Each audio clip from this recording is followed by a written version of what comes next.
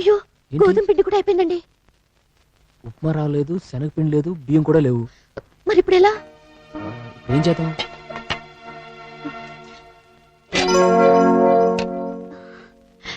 నాన్న, వేడివేడిగా ఉప్మా చేసి పెట్టనా? ఏది ఉంటే అది పెట్టమ్మా, తింటాను. ఇక్కడ పొద్దున్న చేసిన ఇడ్లీ తప్ప మరేం లేదు. వేడి ఉప్మా ఎలా చేస్తావు? బుర్ర ఉపయోగించి. ఓహో, మీ నాన్న తింటున్నప్పుడు కనిపించకుండా కళ్ళజోడు దాచేస్తావా? ఏం చేస్తానో చూస్తుండండి.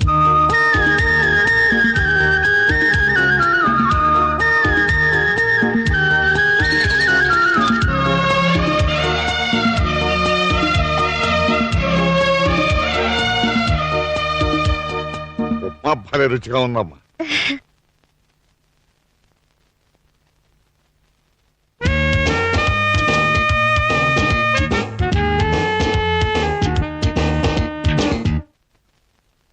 ఏంటి నాన్న అలా చూస్తున్నారు?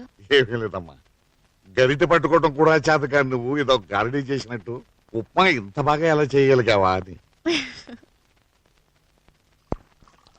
అవును, ఇది రవ్వ ఉప్మా లాగా లేదే, ఏదో వెరైటీగా ఉంది. ఇది రవ్వ ఉప్మా కదా నాన్న, ఇడ్లీ ఉప్మా. ఇడ్లీ ఉప్మానా? అవును నాన్న. సమయానికి ఇంట్లో ఏమీ లేవు.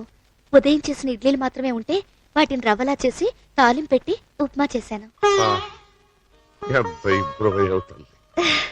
అర్థం చేసుకోలేని అర్థంగా ఉంటే కోట్లు ఉన్నా నరకవేనని మీ అమ్మ నిరూపిస్తే, అన్యోన్యంగా ఉండే తోడుంటే పేదరికమైన స్వర్గమేనని నువ్వు నిరూపించావు తల్లి.